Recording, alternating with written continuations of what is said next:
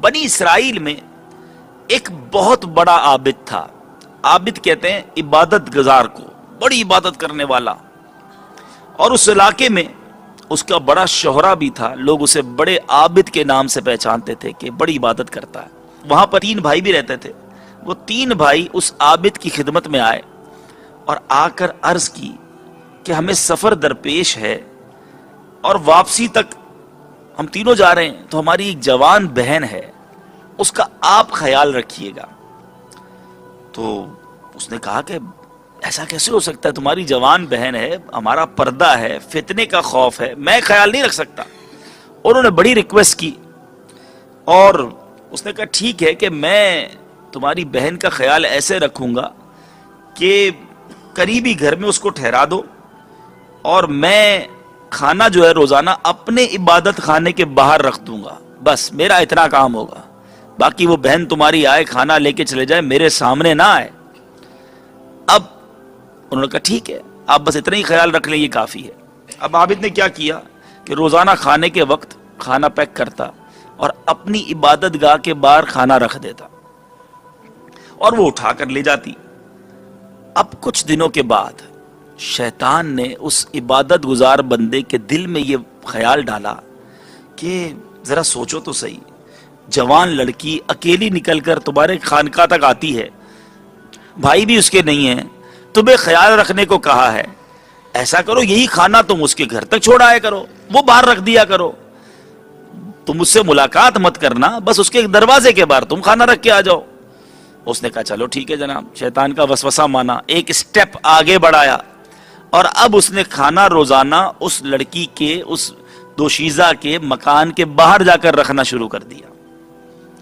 اب کچھ دن ایسے گزر گئے، پھر شیطان نے ایک اور وسوسہ دل میں ڈالا، ایک اور جناب اسے راستہ دکھایا کہ بڑے عجیب آدمی ہو، ایک اکیلی لڑکی بیچاری، اس کے بھائی بھی نہیں ہیں، ایک کمرے میں بند پڑی رہتی ہے، اکیلی، اس کا دل جو ہے وہ گھبرا جاتا ہوگا، تو آخر تم اس کی دل جوئی اور وحشت دور کرنے کی نیت سے اس سے کچھ بات چیت تو کر لیا کرو، کم از کم اس سے کچھ بات چیت کرو گے تو اس کا کوئی دل بہل جائے گا. اب شیطان جو ہوتا ہے نا، وہ اسی طرح گناہ کی طرف مائل کرتا ہے، پہلے چھوٹی غلطی، پھر چھوٹی غلطی، پھر بڑی غلطی، اور بندہ اس کی باتوں میں آ کر کس طرح بہتا ہے، زمانے کا عبادت گزار.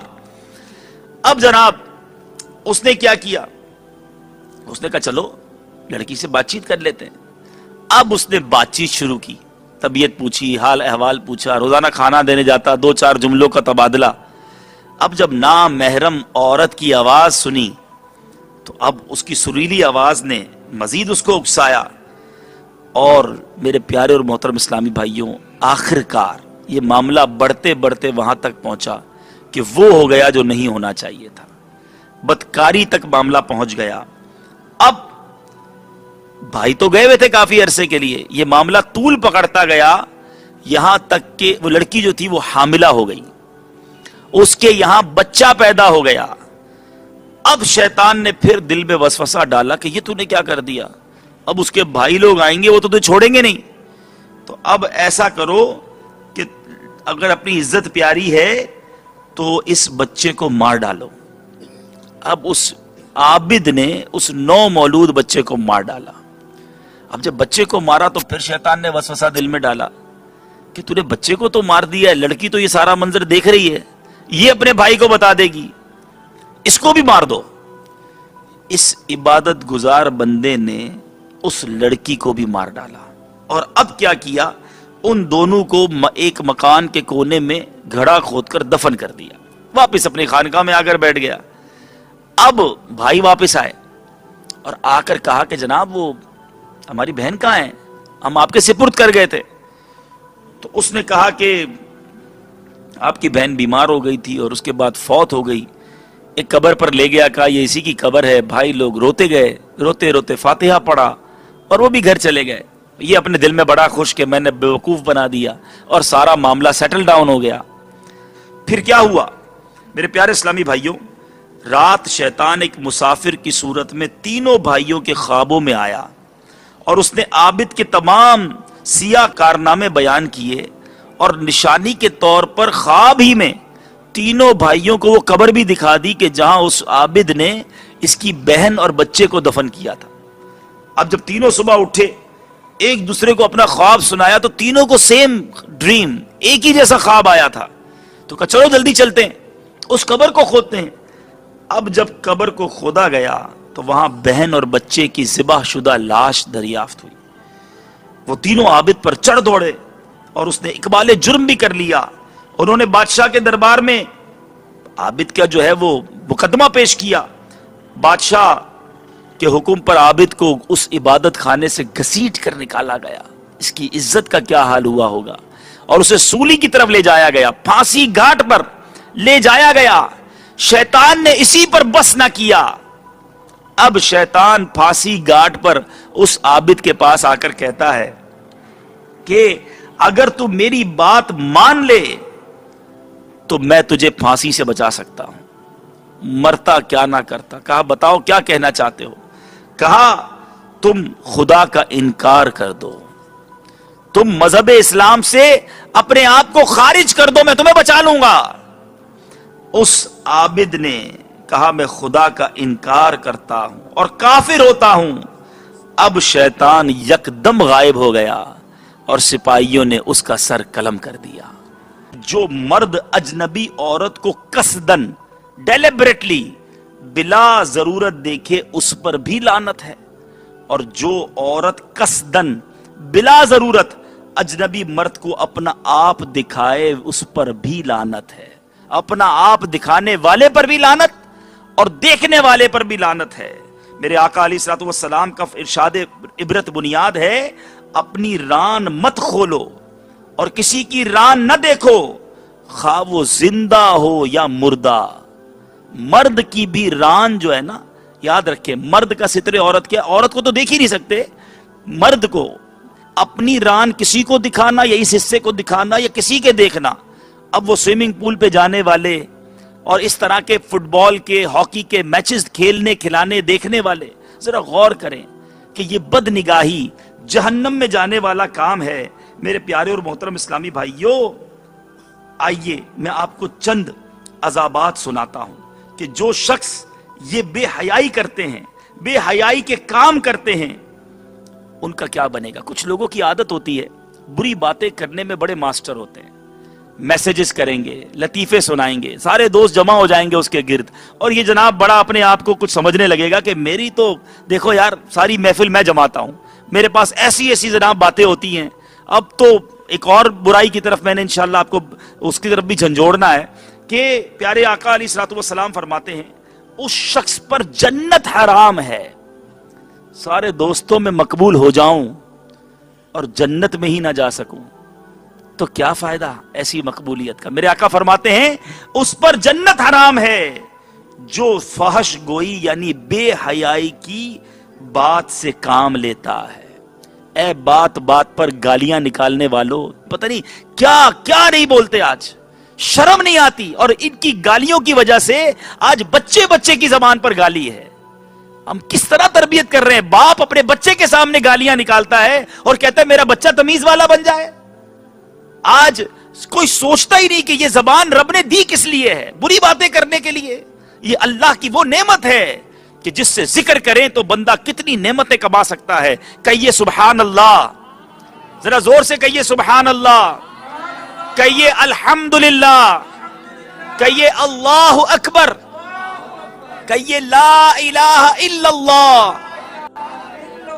حدیث پاک کے مفہوم کے مطابق جو ایک بار سبحان اللہ کہتا ہے اللہ تعالیٰ جنت میں اس کے لیے درخت لگا دیتا ہے. ایک بار الحمدللہ کہے جنت میں درخت لگا دیا جاتا ہے.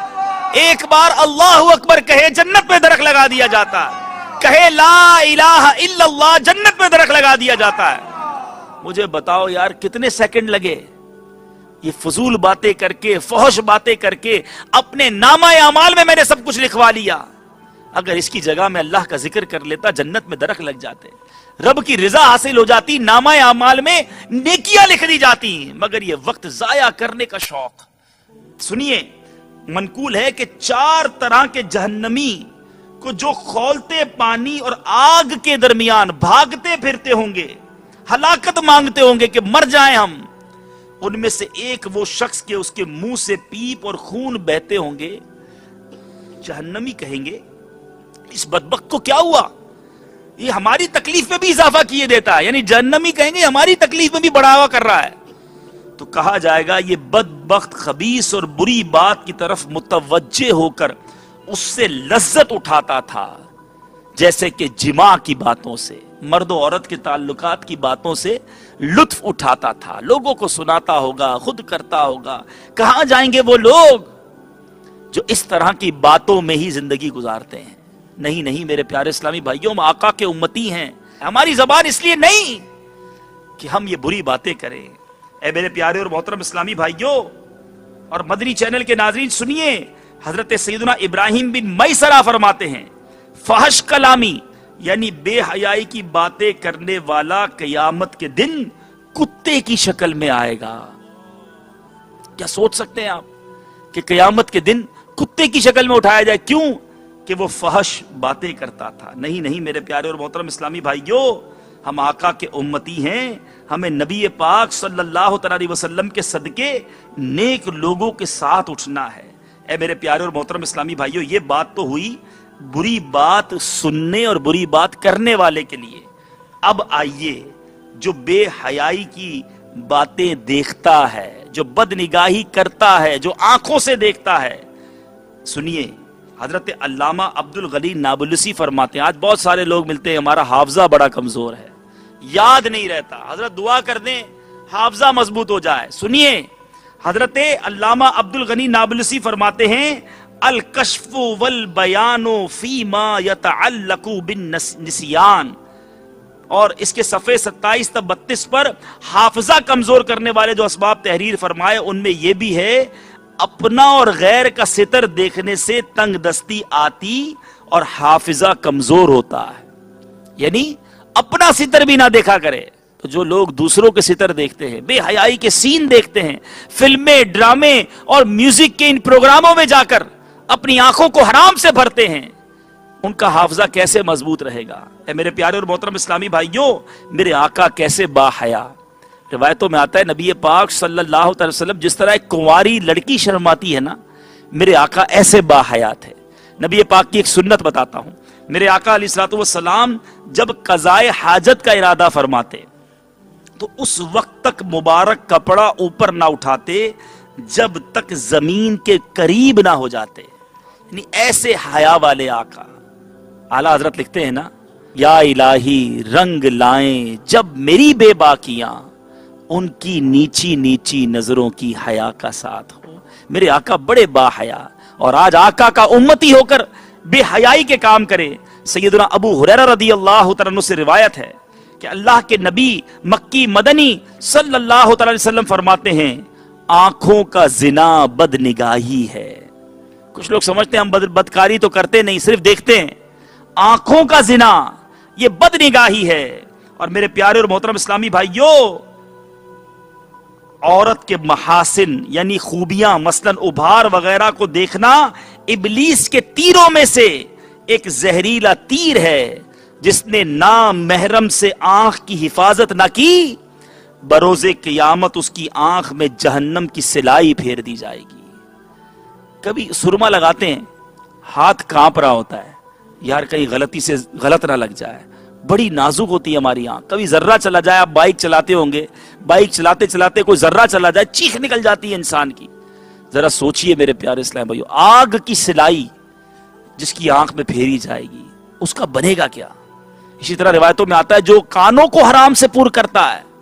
آج میوزک کا ایسا شوق پڑ گیا کہ ہر وقت کانوں میں ہیڈ فون لگا ہوا ہے, میوزک سنا جا رہا ہے, چلتے پھرتے اٹھتے بیٹھتے. بلکہ ایسے بدنصیب دیکھیں جو سوتے سوتے بھی میوزک سنتے ہیں. ارے ذرا سوچو تو صحیح, اگر یہی سنتے سنتے مر گئے, اللہ کی بارگاہ میں کیا جواب دو گے؟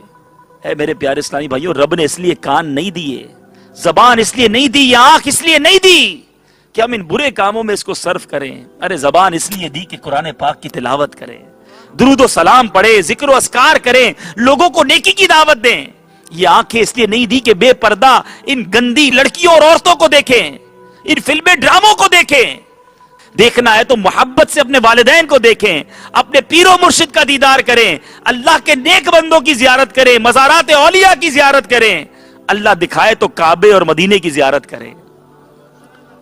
یہ کان اس لیے نہیں دیے کہ بری باتیں سنیں، ارے اس کان سے سننا ہے تو رب کے پاکیزہ کلام کو سنو، تلاوت سنو، نعت شریف سنو، علماء کرام کے بیانات سنو۔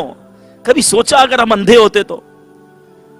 دنیا میں کیا ہوتا ہے، یہاں کافی سارے امپلائیز بھی ہوں گے، کافی سارے باس بھی ہوں گے، آپ کا بندہ کام نہ کرے، آپ نے بائک دی ہوئی ہے اس کو کہ یہ بائک لے لو، آؤٹ ڈور کا کام کرنا ہے، آؤٹ ڈور کا کام ہی نہ کرے، آپ کیا کریں گے؟ کچھ عرصہ سمجھائیں گے، پھر بائک واپس لے لیں گے۔ بھائی بائک جس کے لیے دی تھی وہ کام ہی نہیں کر رہے ہو۔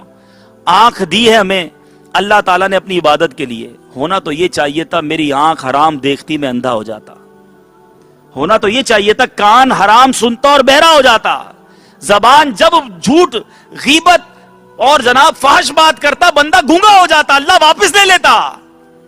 وہ رب عز و جل واپس نہیں لے رہا، مگر ایک دن ہے جب حساب دینا ہے، اس دن ہر نعمت کے بارے میں سوال ہوگا، کیا جواب ہوگا ہمارے پاس کہ زندگی کیسے گزاری۔ خدا را میرے پیارے اسلامی بھائیوں، اپنے آپ پر رحم کیجئے۔ اور یہ جو فحاشی عریانی بڑھتی جا رہی ہے نا، اس کا نتیجہ کیا آ رہا ہے؟ لوگ سمجھتے جناب کوئی بات نہیں، سب چل رہا ہے، فیملی بھی ٹھیک ہے، گھر بھی ٹھیک ہے، نہیں، یہ مکافات عمل ہے۔ جو بندہ ان چیزوں کو پھیلانے کا ذریعہ بن رہا ہے وہ سوچے کہ وہ کہیں ایسا نہ ہو کہ دنیا ہی میں اس کا نتیجہ دیکھ لے۔ امیر اہل سنت کو ایک اسلامی بہن نے مکتوب لکھا، اس بیچاری کے ساتھ جو واقعہ ہوا وہ سنیے، لرزا دینے کے لیے کافی ہے۔ اس نے یہ مکتوب لکھا کہ ہمارے گھر میں ٹی وی تو پہلے سے موجود تھا، ہمارے ابو کے ہاتھ میں کچھ پیسے آ گئے تو ڈش اینٹینا بھی اٹھا لائے، اب ہم ملکی فلموں کے علاوہ غیر ملکی فلمیں بھی دیکھنے لگے۔ میری اسکول کی سہیلی نے مجھے ایک دن کہا فلاں چینل لگاؤ، وہاں بڑے دوسرے قسم کے گندے مناظر آتے ہیں۔ ایک بار جب میں گھر میں اکیلی تھی تو میں نے وہی چینل آن کر لیا، اور اس طرح کے مختلف مناظر دیکھ کر میں اپنی خواہش کے سبب آپے سے باہر ہو گئی، بے تاب ہو کر فوراً گھر سے باہر نکلی۔ اتفاق سے ایک کار قریب سے گزر رہی تھی جسے ایک نوجوان چلا رہا تھا، کار میں اور کوئی نہ تھا، میں نے اس سے لفٹ مانگی، اس نے مجھے بٹھا لیا، یہاں تک کہ میں نے اس کے ساتھ منہ کالا کر لیا، میری بکارت زائل ہو گئی، میرے ماتھے پر کلنک کا ٹیکا لگ گیا، میں برباد ہو گئی۔ مولانا صاحب، اس نے مکتوب لکھا تھا امیر اہل سنت کو کہ مولانا صاحب بتائیے مجرم کون؟ میں خود یا میرے ابو، جنہوں نے گھر میں پہلے ٹی وی لا کر بسایا اور اب ڈش اینٹینا لگا کر ہم سب کو یہ سامان مہیا کیا۔ سوچئے میرے پیارے اسلامی بھائی، ہم کس طرف لے جا رہے ہیں ہمارے آنے والی نسلوں کو۔ اور اس کے برعکس جو والد نیک ہوتا ہے، آج یہ میرے نوجوان زندگی کے مزے اڑانے کے لیے برے کاموں میں ملوث ہو جاتے ہیں، مگر یاد رکھو کل آپ نے بھی باپ بننا ہے، اور آپ کے یہاں بھی بیٹی نے آنا ہے۔ آج دوسروں کی بیٹیوں کے لیے غلط خیالات رکھنے والوں، دوسروں کی بہنوں کو بری نظر سے دیکھنے والوں، ذرا غور سے سنو کہ جو آنکھوں کی پاسداری کرتا ہے، جو خود پاک صاف رہتا ہے، ایک شخص بیمار ہو گیا، اس کے گھر میں فاقے آ گئے، چھوٹے چھوٹے بچے تھے اور ایک جوان بیٹی تھی۔ اس جوان بیٹی نے کافی عرصے تک دیکھا کہ والد صاحب کا ماں بھی نہیں رہے، بھائی بہن بھی فاقوں پر آ گئی ان کی نوبت۔ تو اس بیٹی نے کیا کیا؟ مجبور ہو کر اس نے کہا کہ اب مجھ سے نہیں رہا گیا، وہ اپنا آپ بیچنے کے لیے بازار میں چلی گئی اور روڈ پہ کھڑی ہو گئی، روڈ پہ سارا دن بن سور کے کھڑی رہی، کسی ایک مرد نے بھی اس کو آنکھ اٹھا کر نہیں دیکھا۔ وہ رات واپس آئی، سر جھکائے، شرمندہ شرمندہ۔ والد نے پوچھا بیٹا کہاں گئی تھی؟ تو والد کا یہ کہنا تھا تو اس کی آنکھوں سے آنسو بہ نکلے، زارو کتار رونے لگی۔ والد صاحب نے کہا بیٹا کیوں رو رہی ہو؟ کہا ابو جی کئی دنوں سے دیکھ رہی ہوں کہ آپ کی کام کاج پر نہیں جا رہے، بھائی بہن بھوکے، مجھ سے رہا نہیں گیا، میں آج برے کام کے لیے باہر گئی، مگر آج سارا دن کھڑی رہی، مجھے کسی غیر مرد نے نہیں دیکھا۔ والد نے کہا بیٹا تمہیں کوئی کیسے دیکھ سکتا ہے؟ تمہارے باپ نے زندگی میں کسی غیر عورت کو نہیں دیکھا ہے۔ ہیں مجھے اطمینان ہے کہ تم پر کوئی غیر مرد بری نظر نہیں ڈال سکتا.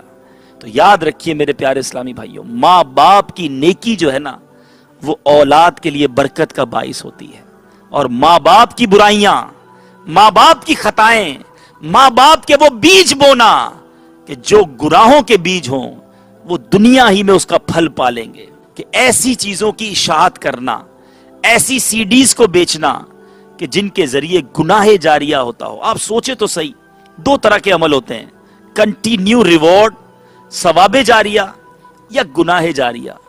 اور میں نے ایک روایت پڑھی کہ کچھ لوگ اپنی نیکیوں کی وجہ سے جنت میں نہیں جائیں گے بلکہ دوسرے لوگوں کی نیکیوں کی وجہ سے جنت میں چلے جائیں گے. اس کی وجہ یہ ہوگی کہ دنیا میں ان کو بہت سارے لوگوں نے ستایا ہوگا، ان کی غیبت کی ہوگی، ان کا حق مارا ہوگا، ان کے پیسے مار لیے ہوں گے، وہ تھوڑی سی نیکیاں لے کے آخرت میں جائیں گے. مگر جب اللہ تبارک و تعالی انصاف فرمائے گا تو لوگوں کی نیکیاں اس کے اکاؤنٹ میں ٹرانسفر ہوں گی اور اس کی وجہ سے وہ جنت میں چلے جائیں گے. اور کچھ بدنصیب وہ ہوں گے جو اپنے گناہوں کی وجہ سے نہیں، دوسرے لوگوں کی گناہوں کی وجہ سے جہنم میں جائیں گے. اب اس میں وہ لوگ بھی ہوں گے جنہوں نے کسی کا حق مارا ہوگا، دل دکھایا ہوگا، اپنی نیکیاں دینی پڑ جائیں گی، ان کے گناہ لینے پڑ جائیں گے. اور وہ بھی لوگ ہوں گے اس میں جنہوں نے گناہ جاریہ والے کام کیے ہوں گے. ثواب جاریہ کا کام تو یہ بندہ کوئی مسجد بنا جائے، رہے نہ رہے سجدے ہوتے رہیں گے، اس کی قبر میں بھی ثواب کا تحفہ پہنچتا رہے گا. کوئی کتابیں لکھ جائیں، علماء اللہ سلامت رکھے اپنے شاگرد چھوڑ جاتے ہیں، کتابیں لکھ جاتے ہیں، وہ دنیا میں نہیں. آج اعلیٰ حضرت کا چرچا دنیا میں ہے، اعلیٰ حضرت ہمارے درمیان نہیں ہیں مگر ان کی کتابیں پڑھی جا رہی ہیں، ان کے اشعار پڑھے جا رہے ہیں، تربت اعلیٰ حضرت پر انوار و تجلیات کی بارش ہوتی رہتی ہے. تو اور پھر بندہ کوئی مدرسہ بنا لے، کوئی کنواں کھدوا دے، یا اپنی اولاد ایسی نیک چھوڑ جائے کہ جو مرنے کے بعد والدین کے ایصال ثواب کا کام کرے. مگر اس انفارچونیٹ، اس بدنصیب کا کیا کہنا جو ایسے کام کر کے دنیا سے جا رہا ہے کہ مر بھی جائے گا تو وہ گناہ والے کام چلتے رہیں گے. آپ نے کوئی سی ڈی ریلیز کی، آپ نے کوئی جناب ایسی چیز گھر گھر پہنچا دی کہ جو گناہ کا کام ہے، آپ نے توبہ بھی کر لی، آپ جناب دنیا سے بھی چلے گئے، اگر رب ناراض ہوا تو یہ گناہ جاریہ قبر میں بھی پہنچتا رہے گا. کیسے جواب دیں گے؟ اور یہاں تو مجھے یہاں تک بتایا گیا کہ ایک تو فلمیں، ڈرامے، گانے بازوں کی سیڈیاں اپنی جگہ، یہ بھی برا، جہنم میں لے جانے والا کام، حرام اور جہنم میں لے جانے والا کام ہے. لیکن اس کے ساتھ ساتھ یہاں کچھ اب ایسے کلپس آتے ہیں، مجھے تو پتہ نہیں کیا ہوتے ہیں وہ، کہ وہ موبائل فون سے یا خفیہ کیمرے سے بنائے گئے ہوتے ہیں، اور وہ اسکینڈل کے کوئی کلپس ہوتے ہیں، کوئی مرد لڑکا لڑکی کا کوئی کلپ ہوتا ہے اور اس کو اس مارکیٹ میں بیچا جا رہا ہے، جس کے ذریعے پیسے کمائے جا رہے ہیں. اور اس کی وجہ سے کئی گھروں میں طلاقیں ہو گئی، کئی لڑکیوں نے خودکشیاں کر لی. ذرا سوچو میرے پیارے اسلامی بھائیوں، یہ پیسہ، یہ سب کچھ ہے. ہم مسلمان ہیں، ہم نے اپنے رب کو جواب دینا ہے. ارے مسلمان تو مسلمان کا خیر خواہ ہے. یہ حدیث بچپن سے سنتے آ رہے ہیں کہ مسلمان وہ ہے جس کے ہاتھ سے، زبان سے، حدیث پاک کا خلاصہ ہے دوسرا مسلمان محفوظ رہے. اور یہاں مسلمان ہو کر مسلمان کی عزتیں اچھال رہے چند پیسوں کے لیے، حرام کے پیسوں کے لیے. یاد رکھیں یہ حرام روزی جو ہے نا یہ بہت آ جائے، اور اگر بچے ہی بیمار رہیں، خود بیمار رہے، سکون ہی نہ ہو، بے برکتی ہو، گھر میں لڑائی جھگڑے ہوں، یہ حرام کس کام کا؟ حرام کا مال اتنا برا ہے کہ صدقہ دو تو صدقہ قبول نہیں، چھوڑ کے جاؤ تو وہ بھی وبال، اس مال کا کوئی فائدہ نہیں. ارے تھوڑا ہو اور اللہ راضی ہو، سکون ہو، مجھے نیند اچھی آتی ہو، میرے بچے نیک ہوں، ہے گھر میں امن و سکون ہو، بیماری کوئی نہ ہو. سچ بتاؤ یہ تھوڑا حلال اچھا ہے وہ یا زیادہ حرام اچھا ہے؟ تھوڑا حلال حلال ہے نا. حلال کے لقموں کی تو کیا بات ہے. آئیے میں آپ کو میرے شیخ طریقت امیر اہل سنت کی کتاب سے کچھ حلال روزی کی فضیلت بتاتا ہوں کہ حلال روزی کمانا، سبحان اللہ، اللہ تبارک و تعالی ہم سب کو ہمیشہ فقط لقمہ حلال کمانے کی توفیق عطا فرمائے، ہمیشہ ہمیں اور ہماری نسلوں کو بھی حرام سے محفوظ فرمائے. نبی پاک صلی اللہ تعالی علیہ وسلم فرماتے ہیں جو شخص لگاتار حلال روزی کماتا ہے اور حرام کے لقمے کی آمیزش نہیں ہونے دیتا، اللہ عز و جل اس کے دل کو اپنے نور سے روشن کر دیتا ہے، اور حکمت کے چشمے اس کے دل سے جاری ہوتے. میں نے کسی مفتی کی فضیلت نہیں سنائی کہ مفتی کے دل سے یا عالم دین یا حافظ قرآن، یقیناً ان کے فضائل ہیں، فقط حلال روزی کمانے والے کے دل کو اللہ تعالیٰ اپنے نور سے روشن کر دیتا ہے اور حکمت کے چشمے اس کے دل سے جاری ہوتے ہیں. اے میرے پیارے اسلامی بھائیوں، احیاء العلوم میں امام غزالی علیہ رحمت اللہ الوالی نقل کرتے ہیں، کسی بزرگ نے فرمایا کہ جب آدمی حلال غذا کا پہلا لقمہ کھاتا ہے تو اس کے پہلے کے گناہ بخش دیے جاتے ہیں، پہلا لقمہ کھاتے ہی. اور جو شخص حلال روزی کی تلاش میں ذلت کی جگہ کھڑا ہوتا ہے اس کے گناہ ایسے جھڑتے ہیں جس طرح درخت کے پتے جھڑتے ہیں. آج کل یہ بھی بڑا پرابلم ہے، جناب حلال تو کمانا ہے لیکن میں یہ چھوٹا کام نہیں کروں گا، میری پریسٹیج ہے، میرا ایک وقار ہے، وائٹ کالر جاب ہو، ذرا نام ہو. اب وہ نام کے چکر میں حرام کمانا شروع کر دیتا ہے، حلال کی طرف نہیں جاتا. اب یہ چھوٹا ٹھیلے لگانے والا اگر وہ بےمانی نہیں کرتا، ہر ٹھیلے والا بھی حلال کمائے یہ ضروری نہیں، لیکن اگر ٹھیلے والا یا ایسا کام کرنے والا جس کو لوگ حقارت سے دیکھتے ہیں لیکن اگر وہ حلال کما رہا ہے، ہم نے کیا سنا کہ اس کے گناہ اس طرح جھڑتے ہیں جس طرح خزاں میں درخت کے پتے جھڑتے ہیں.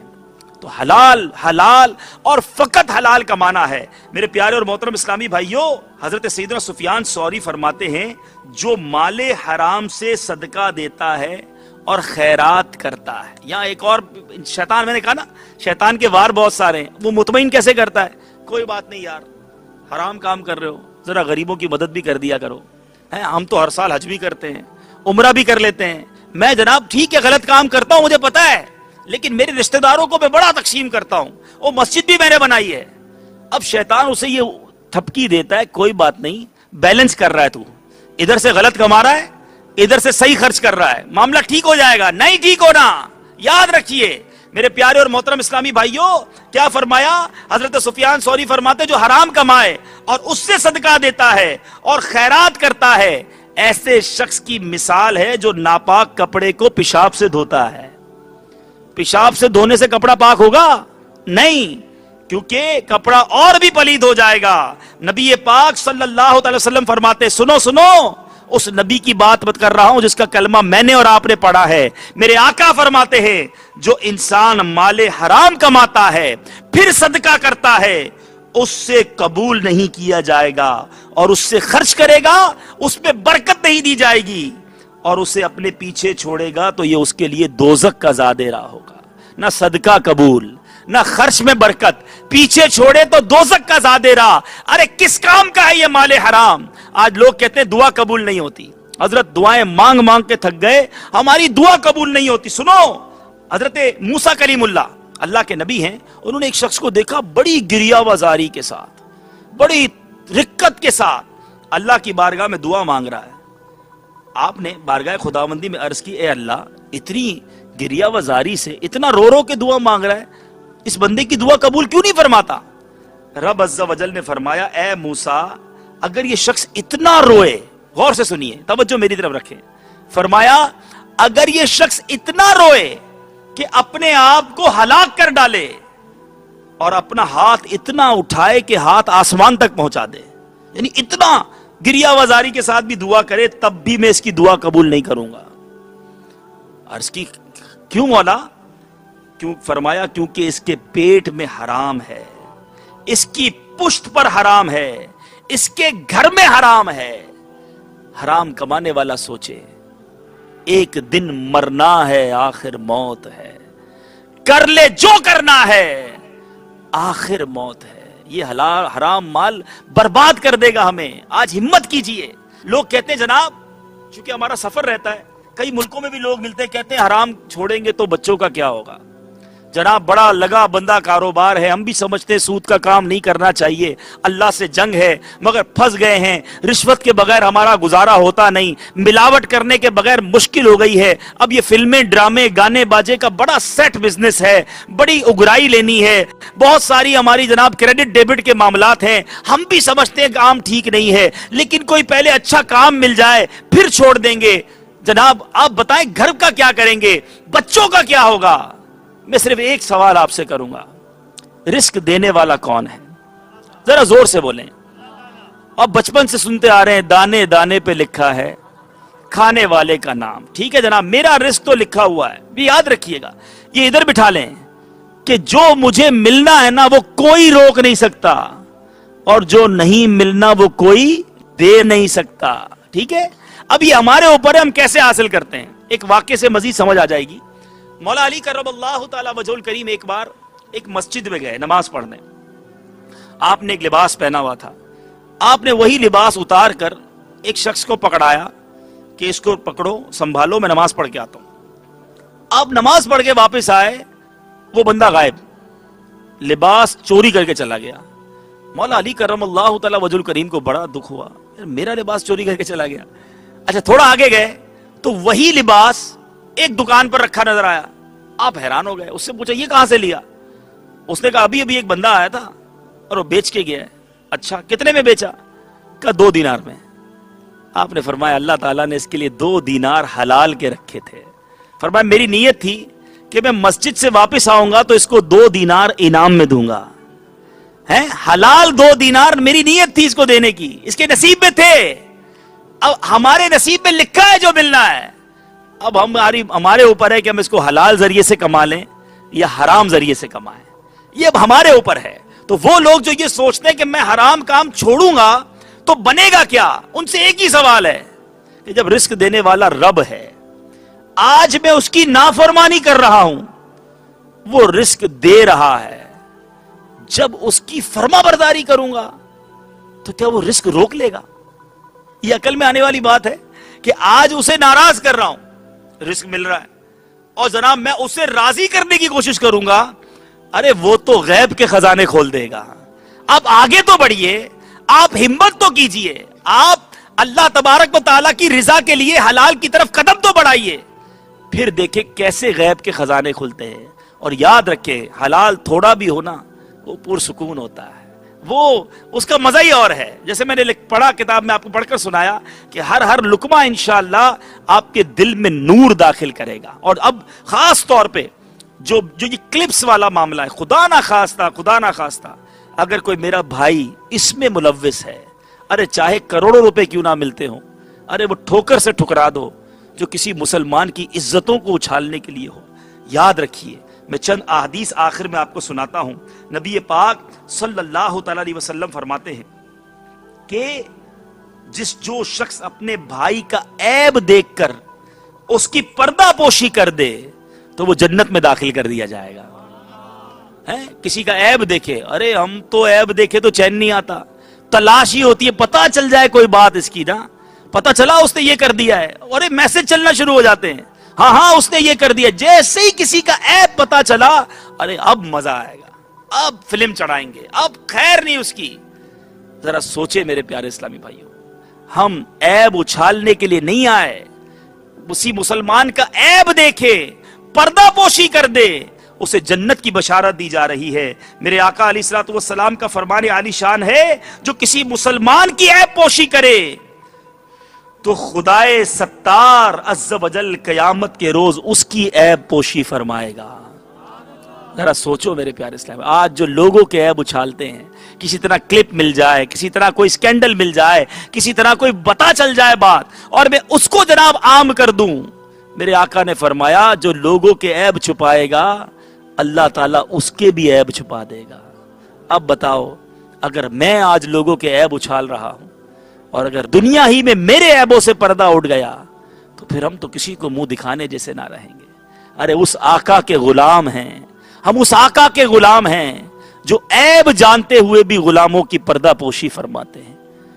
شاعر لکھتے ہیں نا, آج جو عیب کسی پر نہیں کھلنے دیتے, آج جو عیب کسی پر نہیں کھلنے دیتے, کب وہ چاہیں گے میری حشر میں رسوائی ہو.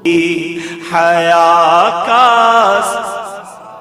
اور یا الہی جب حساب خندائے بے جارو لائے, چشم گریاں نے شفیع مرتجا کا ساتھ ہو.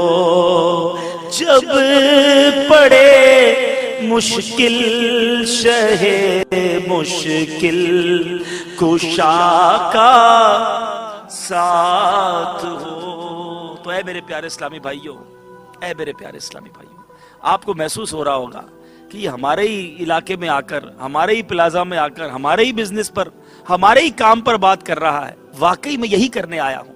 میں اپنے بھائیوں کو بچانے آیا ہوں. میں آپ کو جہنم کی آگ سے بچانے کی کوشش کر رہا ہوں. خدا را اللہ تبارک و تعالی رزاق ہے. ہم میں سے جو کوئی جو بھی غلط کام کرتا ہے، ایسا نہیں فقط ریمبو سینٹر والے غلط کام کرتے ہیں یا سارے ہی ریمبو سینٹر والے غلط کام کرتے ہیں، ایسا نہیں، لیکن جو غلط کام کرتا ہے خدا را آج توبہ کر لے. جو نماز نہیں پڑھتا وہ نمازوں کی نیت کر لے. جو برائی کرتا ہے، وہ بد کلامی کرتا ہے، فحش گوئی کرتا ہے، بری باتیں کرتا ہے، وہ اس سے توبہ کر لے. جو بری باتیں سنتا ہے وہ اس سے توبہ کرے. جو بری باتیں دیکھتا ہے وہ اس سے توبہ کرے.